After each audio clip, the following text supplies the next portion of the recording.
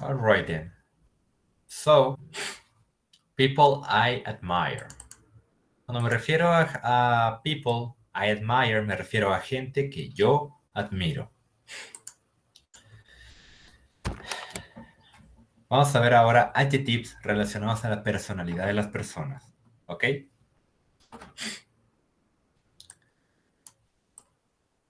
So, in the first picture, I admire U.S. President Abraham Lincoln. He was honest. Aquí tenemos el primer adjective.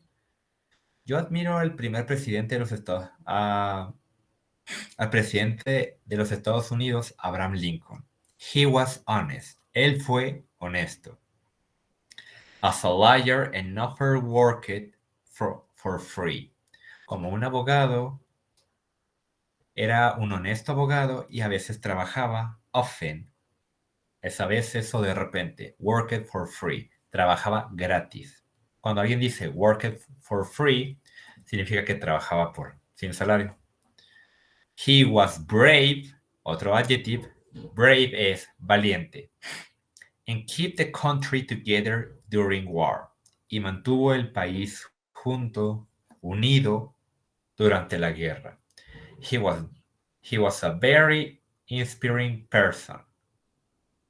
Inspiring es una persona inspiradora, alguien que llama la atención ser como él era. Okay, in the picture number 2, Nobel Prize in Literature winner Kazuko Ishiguro is very passionate about his writing. El ganador de literatura del premio Nobel, Kazuko Ishiguro, es muy passionate, apasionado, about his writing, acerca de lo que escribe, de su escritura. He was very intelligent, otro adjetivo relacionado a una personalidad, muy inteligente. And I really admire his novels. Y yo realmente admiro sus novelas. Okay? In the picture number 3, Bono is a talented musician. Talentoso. But he's also caring person. Una persona caring, que es una persona que, ¿cómo decirlo? Que acarrea cosas para otras, que se preocupa por otras personas, que ve por ellos, por así decirlo. I admire him for his fight against world poverty. Yo lo admiro acerca de las hazañas que hizo para prevenir lo que es la guerra. He's very determinado. O sea, va a hacer exactamente lo que se propone. And he's helping a lot of poor people. Y él está ayudando a mucha gente pobre. Adjectives acerca de las personalidades nos ayudan a escribir mejor a alguien. En este caso hablamos de gente famosa, podemos hablar de alguien que conozcamos, alguien de la escuela, de su salón, alguien de sus amigos. Podemos inclusive empezar a hablarlo con ellos. ¿Ok? ¿Qué podemos rescatar de ahí aparte de que utilizamos los adjectives? Casi siempre para describir una persona utilizamos el simple present, el present continuous o el simple past. Esos tres. El simple past para las cosas que hizo. El present continuous para las cosas que está haciendo ahora. Y el simple present para las cosas que hace en general. ¿Ok? Nos está diciendo, aquí hay una actividad que tenemos que hacer. Más que nada, la primera actividad nos dice, oye, ¿cómo relacionamos una característica de una persona con su respectiva definición? Nos dice, por ejemplo, de los adjectives que tenemos, honest, brave, inspiring, passionate, intelligent, talented, and determined. Por ejemplo, el primer adjetivo que es honest se refiere a open, telling the truth. Una persona abierta que cuenta la verdad. ¿Ok? ¿Cuál sería el adjetivo correspondiente cuando decimos que una persona is very good at something? Cuando una persona es muy buena en algo, sería que esa persona tiene un don para hacer una cosa, un talento. Esa persona es talented. Number 6. ¿Ok? Cuando una persona is not afraid of anything, no le tiene miedo a nada, ¿qué significa? Que es una persona no solo fuerte, sino que es una persona valiente, brave.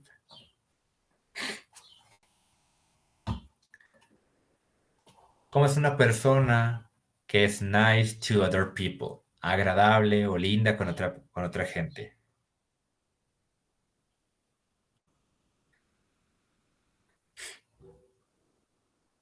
¿Nadie? No one? I will say caring.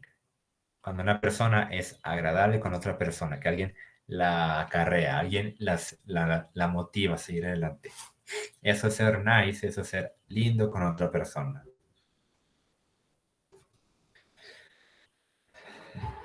¿Qué pasa? ¿Cuál sería el adjetivo correcto para cuando alguien hace algo como making other people want to do something?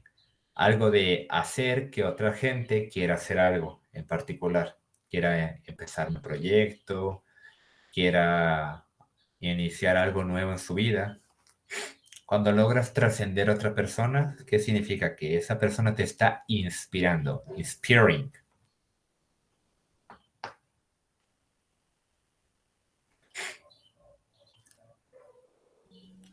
¿Qué pasa cuando una persona es able to understanding tea quickly and easily? Una persona que es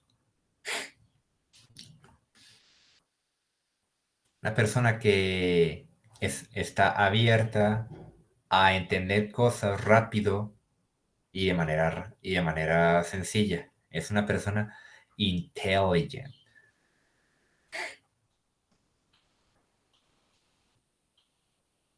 Cuando una persona is trying everything possible to do something, cuando una persona está intentando todo lo posible para hacer algo, ¿qué significa? Eh, que esa persona tiene un objetivo, un ideal, y tiene energía, tiene una fuerza de voluntad que lo va a hacer posible eso. O sea que esa persona es determinada, porque tiene un objetivo y no va a parar hasta que lo termine. Ya por último, cómo le muestras a una persona showing a strong feeling about something? ¿Cómo le muestras a una persona un sentimiento fuerte acerca de cualquier cosa? ¿Qué pasa cuando algo nos gusta? Cuando algo decimos, no, pues soy fan de esto. De la literatura, de alguna película, de alguna serie, de este continente o de otro, significa que tiene una pasión, que esa persona está apasionada, is passionate about, y esa pasión se nota, se ve. Sencillo. Vamos a conversation. I really admire him. Yo realmente lo admiro a él. Him. Recordemos que son los possessive. ¿Ok? Vamos hoy a repasar una conversación entre Paul y Emma. Did you finish your report, Emma? Yes, I did. I finished it 2 days ago. Ah, good for you. So, who did you write about? Jacques Cousteau. I really admire him. I don't think I know him. What he did do? A lot. He was a French scientist and explorer. He loved nature and studied the sea. He made documentaries and wrote books about the world's oceans. He won a lot of prizes for his work. Wow, he sounds like an inspiration guy. He was really passionate about his work. ¿Ok?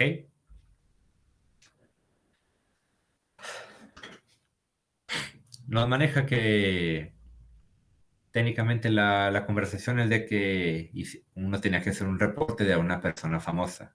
En el caso de Emma, que habló de Jacques Cousteau, un científico y explorador francés que amaba la naturaleza, hizo documentales y escribió libros acerca de los océanos, de las cosas que él estaba investigando y las cosas que a él le gustaban.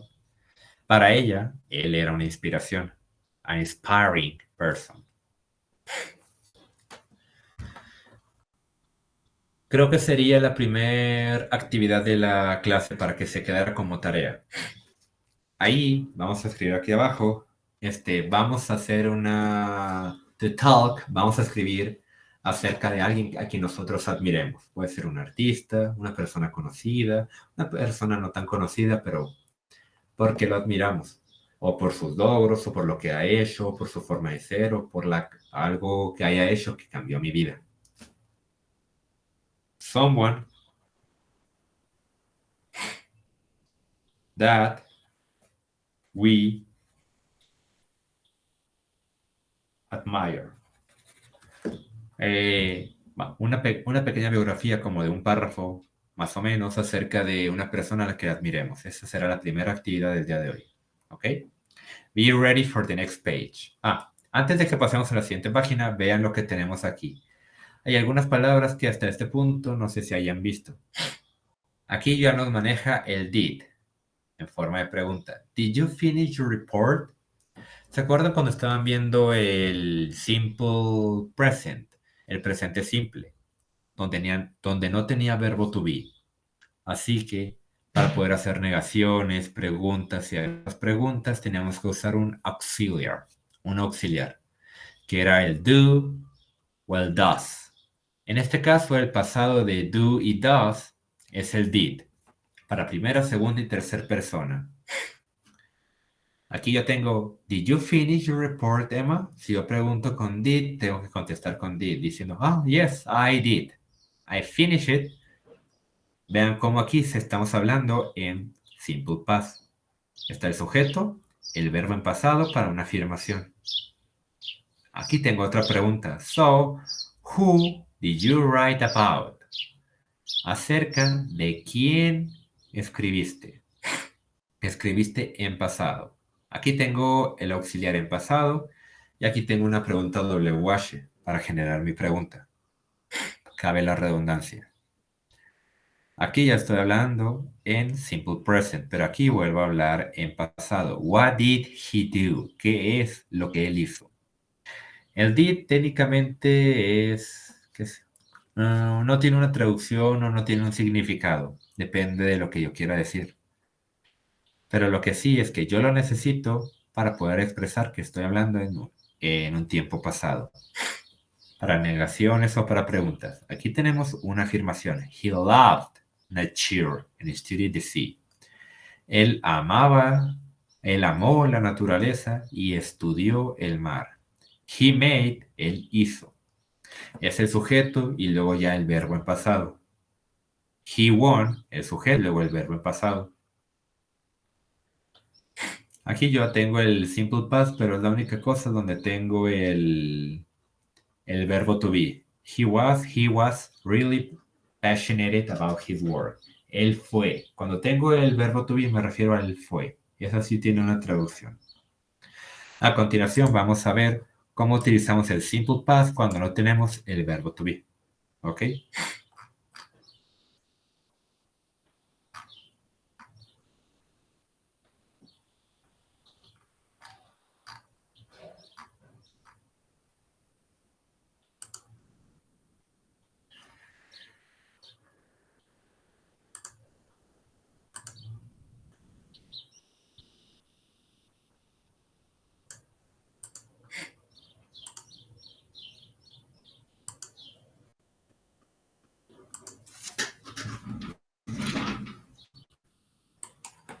Muy bien. Otra forma de simple past.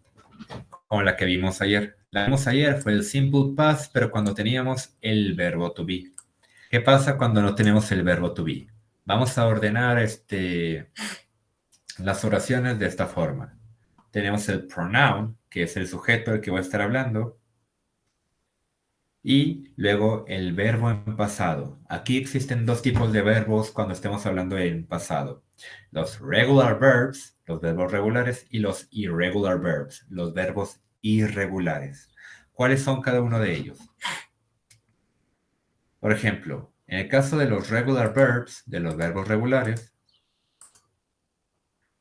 aquellos en los que al verbo únicamente le pongo la terminación ed y hablo y así me permito hablar de cosas que ocurrieron en el pasado de manera general.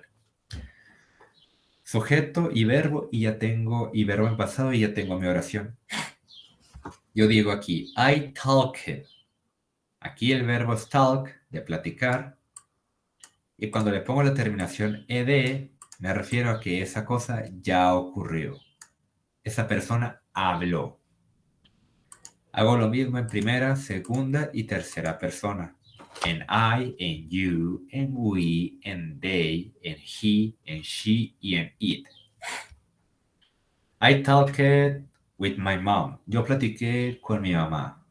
You talked with your best friend. Tú platicaste con tu mejor amigo. She talked with her boyfriend. Ella platicó con su novio y así nos la llevamos. ¿Ok? Aquí tengo mi afirmación. I talked with my mom. Yo platiqué con mi mamá. Aquí, si se fijan, está el verbo en pasado. ¿Qué significa? Puedo decirlo de esta manera o puedo decirlo de esta otra manera que significan también lo mismo. I did. Recordemos que el did es un auxiliar en pasado que me ayuda a decir de que todo lo que estoy diciendo está en pasado, o sea, ya ocurrió. Aquí, que no tengo el did, tengo que tener el verbo con la terminación ed. Cuando tenga el did, como en casos más adelante, no necesitaré que el verbo también esté en pasado. Es uno o el otro. Si no tengo el did, todo el peso de la oración en pasado recae en el verbo. Y si tengo el did, que es un auxiliar en pasado, ya puedo dejar el verbo normal. Muy bien. ¿Qué pasa? A la hora en la que yo lo pongo aquí porque necesito que vean que cuando voy a utilizar el did siempre va a ir después del sujeto, en afirmaciones y negaciones. En una negación yo necesito negar ese auxiliar.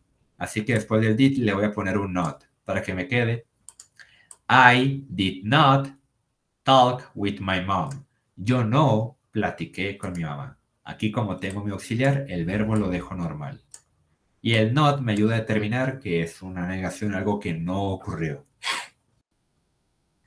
Did y not significan exactamente lo mismo que decir didn't.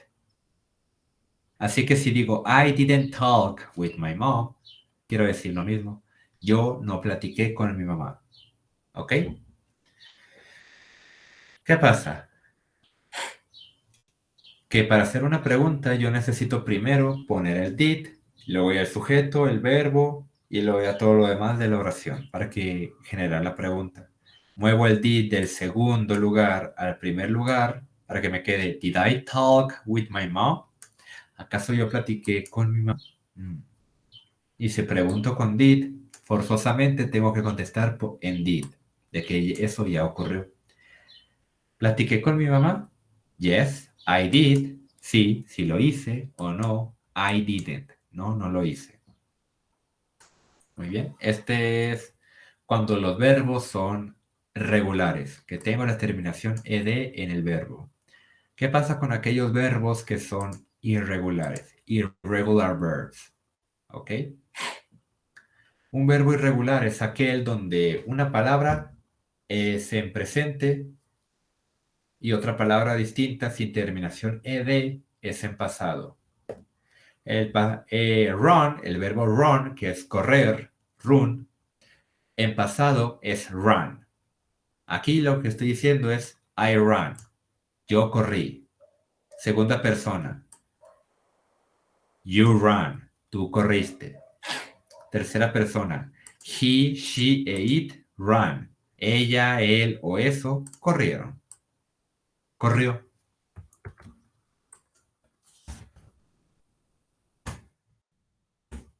Muy bien. ¿Qué pasa para hacer afirmaciones, negaciones, preguntas y darle respuestas a esas preguntas? Voy a utilizar el mismo método que utilicé ahorita. ¿Ok? Vamos a verlo. Aquí yo tengo I bought a car. Yo compré un carro. I bought a car. Puedo decir la frase con el verbo en pasado, que es lo más común, o puedo descomponerlo de estas dos formas, que me quede I did buy a car. Aquí tengo el verbo en presente, que es comprar. Nada más aquí tengo el auxiliar did en pasado para que me indique que esa cosa que estoy diciendo ocurrió. Esta significa exactamente lo mismo que esta otra. ¿Cuál voy a utilizar? Cualquiera de las dos. Lo recomendable es que sea con el verbo en pasado. Yo lo pongo aquí para que vean que en dada situación, para hacer las negaciones, preguntas y respuestas, ¿dónde va el auxiliar el did? Dijimos que siempre va a ir después del sujeto. Ahora, ¿qué pasa si quiero hacer una negación? Después del did le voy a poner un not para indicar que esa cosa, que esa oración, nunca ocurrió, nunca pasó. I did not buy a car. Yo no compré un carro. Did not, que significa exactamente lo mismo que decir didn't. I didn't buy a car. Yo no compré un carro. ¿Ok? Ya tengo mi afirmación, mi negación. Ahora voy a hacer mi pregunta. Voy a poner primero el auxiliar did y luego el sujeto para que me quede. Did I buy a car? ¿Acaso yo compré un carro? Y pregunté con did. Forzosamente tengo que contestar con did diciendo yes, I did o no, I didn't o did not, que es lo mismo. Puedo hacer lo mismo con primera, segunda y tercera persona porque es la misma secuencia. Son las mismas reglas gramaticales. Nada más lo que cambia es el verbo con el que voy a estar trabajando, con el que voy a decir una cosa o la otra. ¿Ok? Ahora vamos a volver a presentar el libro.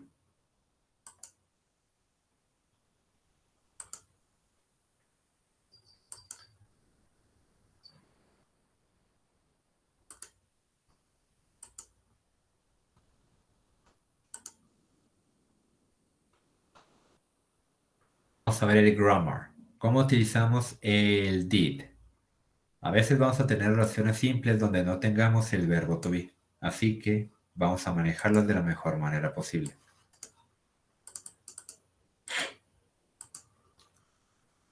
¿Ok? Aquí tenemos una pregunta. Dijimos que siempre va a ir primero el auxiliar y luego el sujeto. El simple past, a go, algo que ya ocurrió. Si tengo una pregunta WH, es primero la pregunta WH, luego el auxiliar en pasado, luego el sujeto, verbo y lo que queda del verbo que es el complement, el predicado. Did you write about? ¿De quién escribiste? ¿Acerca de quién escribiste? Vean que la afirmación ya viene en pasado, no con el verbo en presente. I wrote about Jacques Cousteau. Yo escribí acerca de Jacques Cousteau. Vean que ahora voy a hacer mi negación y me va a cambiar el wrote a write, a escribir normal. ¿Por qué? Porque mi negación con el auxiliar en pasado y negación en pasado, ahí recae todo el peso, así que no necesito que el auxiliar y el verbo, los dos estén en pasado, es solo uno o el otro. Por cosas de estética. I didn't write about his son. Yo no escribí acerca de su hijo. Aquí tenemos otra pregunta, muy buena. What did he do? Aquí yo tengo un did y aquí yo tengo un do. Aquí me van a preguntar, oiga, ¿qué pasó? Que no normalmente el do es un auxiliar. Ajá. pero aquí lo tenemos como verbo. El do es lo mismo que el verbo make. Los dos significan hacer cuando están en forma de verbo. Así que no chocan. Uno, que es el did, está como auxiliar para permitirme armar esa pregunta. Y el otro, que es el do, está como verbo. Así que no chocan o no estoy repitiendo cosas. A veces hay situaciones donde tenemos el did y el do, o en el presente que tenemos do y do en la misma pregunta. Uno es para generar la pregunta y el otro es para la acción que se está llevando a cabo. En este caso es ¿qué hizo? What did he do? ¿Qué es lo que hizo él?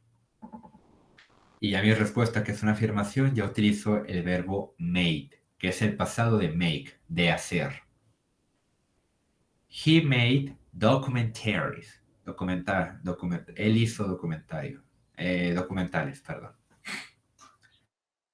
Aquí ya tenemos otra pregunta. ¿Qué pasa si yo pregunto con did? Tengo que contestar con did. Did you finish your report? ¿Acaso tú terminaste tu reporte? Ok, las respuestas pueden ser yes, I did, sí, sí lo hice, o no, I didn't, no, no lo hice. Yo no lo hice.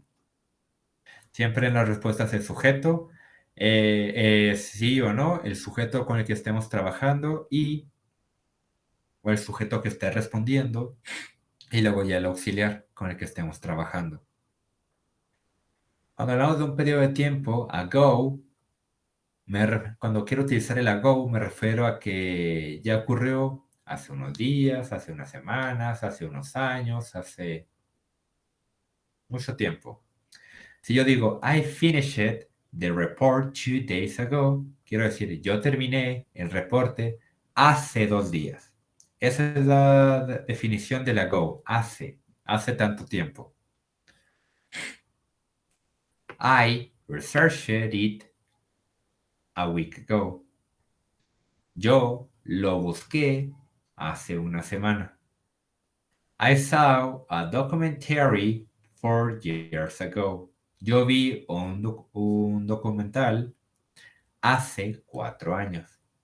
Aquí decimos hace y luego tanto tiempo. Normalmente en inglés es tanto tiempo y luego el hace. En este caso el ago.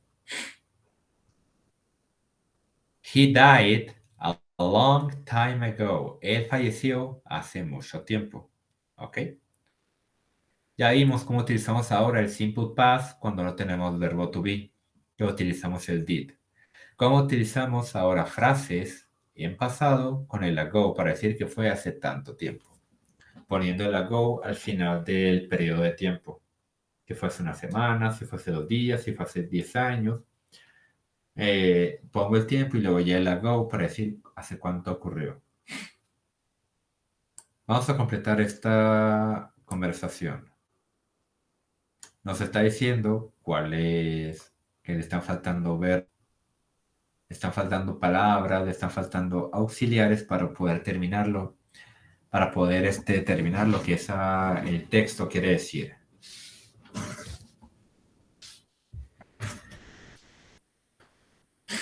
En este caso, la primera, que es una pregunta. Si empiezo con el why, yo estoy diciendo ¿por qué? ¿A quién le va a preguntar? A you, a tú. En este caso, si yo estoy hablando en pasado, tengo que decir why, ¿por qué? Did you, ¿por qué tú hiciste? O porque tú decidiste to write about Serena Williams for your report. Porque tú decidiste escribir acerca de Serena Williams para tu reporte.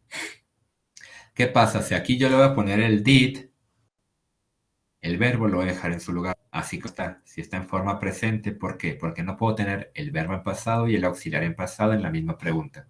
Chocan. Why did you decide to write about Serena Williams for your report? Well, aquí es una afirmación. Así que no necesito tener el do, el did. Así que todo el peso de hablar en pasado va a recaer en el verbo. Well, I wanted. Yo quise to write about an athlete. Yo quise escribir acerca de un atleta. And I think she's very inspiring. Y yo creo que ella es muy inspiradora. Aquí yo tengo una afirmación. Eso significa que el verbo va a estar en pasado. In 2008, she started. Ella empezó the Serena Williams Foundation. Ella empezó la fundación de Serena Williams. It builds schools, que construyó escuelas. En 2010, en el 2010, she, como esta es otra afirmación, o sea que el verbo lo va a tener de presente a pasado. She wrote, ella escribió, the book, el libro, My Life, Queen of the Court, mi libro, Reina de la Corte. Aquí yo tengo una pregunta. What else did she do? ¿Qué más hizo ella? Recordemos que aquí el do puede estar junto al she porque es una acción de que hizo. El peso del pasado recae en el did. ¿Ok?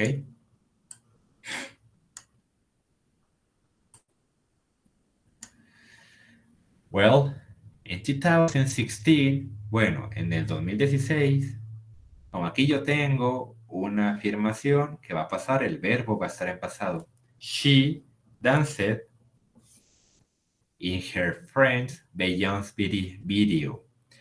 En el 2016, ella bailó en el video de su mejor amiga Beyoncé. En September 2017, en septiembre de 2017, she, aquí tenemos otra afirmación y el verbo es have. ¿Cuál es el pasado de have? El pasado de have es had, H-A-D, de que tuvo. Ella tuvo a baby girl, una bebé, una niña, una bebita. ¿Ok? Está sencillo utilizar lo que es el pasado simple. Es realmente como se dice, simple. No requiere que uno se quiebre la cabeza. ¿Qué pasa con los verbos regulares? En algunos verbos regulares, como todos terminan con ed, no todos los verbos se van a escuchar como si terminaran como ed. Love it, como started, como danced, sino que algunos van a sonar que terminan en una T, unos van a sonar que terminan con una D, unos van a terminar como si terminaran en la ed. Por ejemplo, aquellos que suenan como si terminaran con una T son finished. Fíjense cómo es la pronunciación. Finished, asked,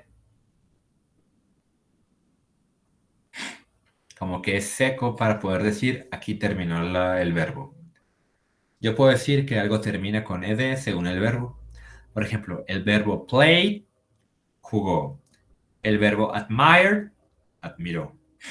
Y ya otros que sí suenan como con el ed normal, como wanted y created. ¿Ok?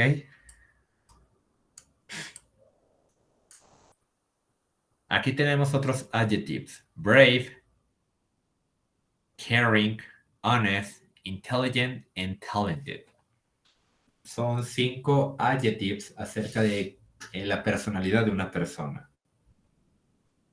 Estos, vamos a hacer una oración con cada uno de ellos. Pueden ser afirmaciones o negaciones utilizando esto. Por ejemplo, my sister Megumi is very brave. Mi hermana Megumi es muy valiente. ¿Por qué? Porque she traveled alone in Canada. Ella viajó sola a Canadá. No cualquiera lo hace. Así que la siguiente actividad del día de hoy, como tarea que se va a hacer al Classroom, va a ser eso. Van a ser 5 sentences, 5 oraciones, using esos adjectives. ¿Ok? Vamos a la página 146 para ver más ejemplos.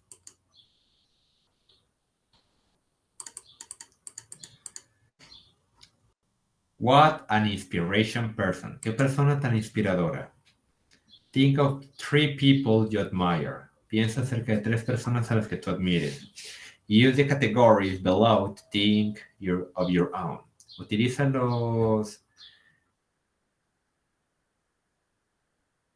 las categorías que están aquí abajo.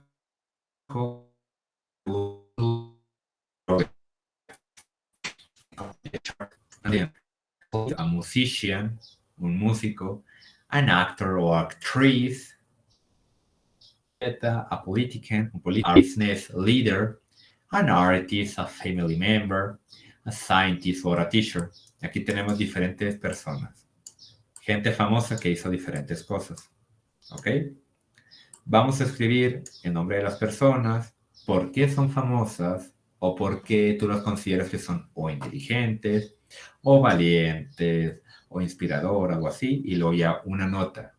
Esto lo vamos a hacer en el cuaderno porque ahí no alcanza. O podemos hacer 3 al azar. No, mejor todas juntas. ¿Ok? El nombre de la persona. Vamos a decir por qué es valiente, por qué es inteligente, por qué es una inspiración. Y le voy a decir, no, pues J.K. Rowling. Ella es muy intelligent, smart, inteligente, lista y así. ¿Por qué? She created a magic world. Ella creó un mundo mágico en literatura. ¿Ok? Esa se va a quedar, la 145, como la tercera actividad. Ya tenemos la primera en la que vamos a hablar de alguien que nosotros admiremos. La segunda, 5 sentences using the adjectives. 5 oraciones utilizando adjetivos. Y la quinta, y la tercera, perdón, es en la página 146 acerca de famous people.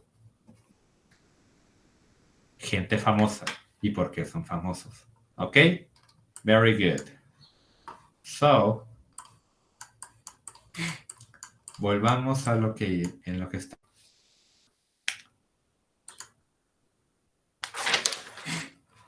Vamos a leer un pequeño texto.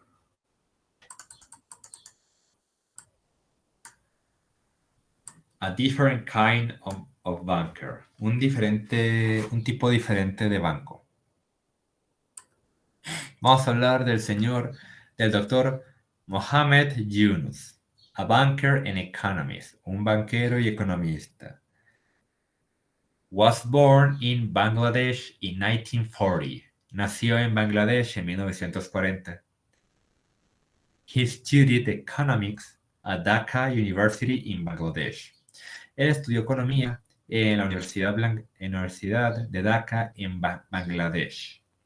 He taught for a few years and then went to the United States to continue his studies. Él aprendió por algunos años y luego se fue a Estados Unidos a continuar con sus estudios. He returned home to Bangladesh in 1972. Él regresó a casa, a Bangladesh, en 1972 and started teaching again, y comenzó a enseñar.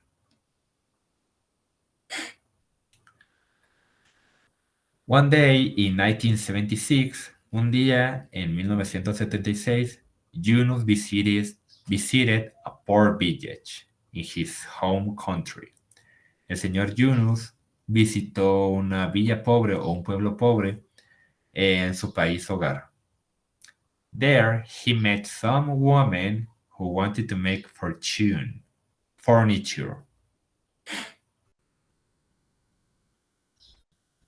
Él conoció a una mujer que quería hacer una fortuna, pero no tenía suficiente dinero.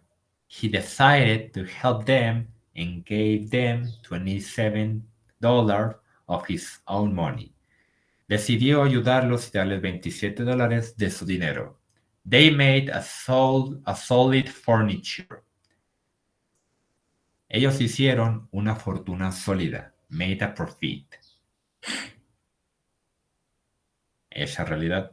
And then returned the money to Dr. Yunus. Y luego le regresaron el dinero al Dr. Yunus. At the point, he saw how very little money could help a lot. Y en ese punto, él vio como un poco de dinero puede ayudar bastante. He decided to help poor people. Él decidió ayudar a gente pobre. A bank loaned him the money. Un banco al que cargó de dinero. In 1983, en 1983, Yunus started Grameen Bank, el banco Grameen. This bank loans money to poor people. Este banco le da la facilidad de dinero a la gente pobre. El Dr. Yunus en Grameen Bank received in 2006 the Nobel Prize, the Nobel Peace Prize for the work with the poor. El Dr. Yunus y el Banco Grameen recibieron en el año 2006 el Premio Nobel de la Paz por su trabajo hacia la gente pobre. In 2009, had 7.95 million customers. En el 2009 el banco tenía 7.95 millones de compradores. And 97% of these customers were women. Y el 97% de esos compradores eran mujeres. The success of the bank inspired other people in many different countries to start similar banks. El éxito del banco inspiró a otra gente en diferentes países a empezar bancos similares a eso. Yunus once said, conventional banks look for the rich. We look for the absolutely poor. Yunus dijo una vez que los bancos convencionales solo ven por el rico. En cambio, nuestro banco ve por la gente pobre. ¿Ok? Por último, para terminar la clase, vamos a resolver esta parte acerca de la biografía del Dr. Yunus. ¿Qué pasó primero y qué pasó después? Y quien lo vaya terminando puede ir saliendo. Y nos veríamos la clase el lunes. ¿Les parece?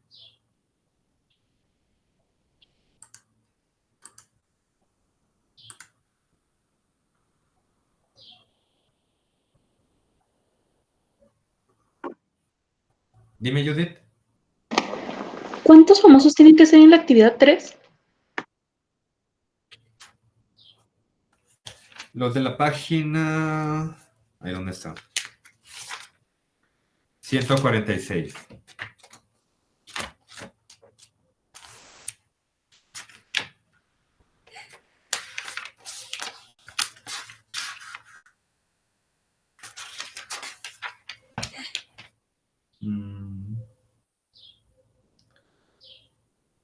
Uno, tres, cuatro, cinco.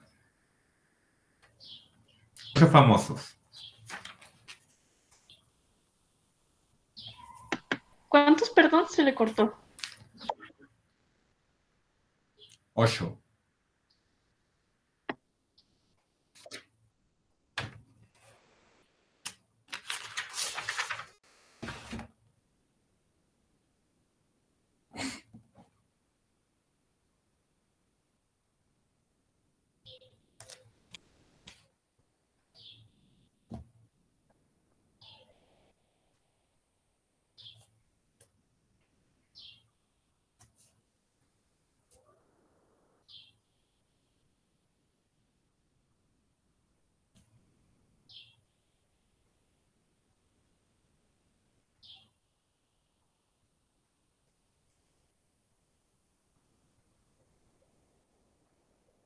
Gracias, profe. Hasta el lunes.